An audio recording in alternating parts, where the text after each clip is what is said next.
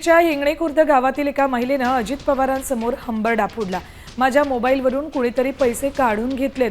Mobile मुलाकडे होता, मला मालकही नाहीत, माझा मुलगाही मयत झालाय, मला मदत करा अशी मागणी त्या महिलेनं केली। तर मावशी काळजी करू नका असं म्हणत अजित पवारांनी पीडित महिलेला धीर देण्याचा प्रयत्न केलाय। बँकेने माझ्या मुलाकडून मोबाईल घेतला, 1.5 लाख रुपये होते, तेवढे कुणी एक मिनिट रडू नको।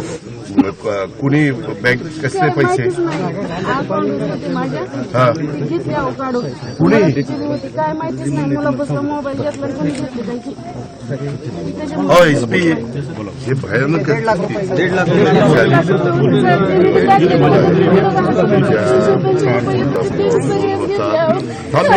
आपली भगिनी आहे पैसे सायबरची केस आहे, सायबर क्राईम झालेला आहे। ज्या अकाउंटला 1.5 लाख रुपये होते, ही आपली बहिणीची केस समजून आपल्याला तपास लावून त्याचा बंदोबस्त करायचा, मदत करायची।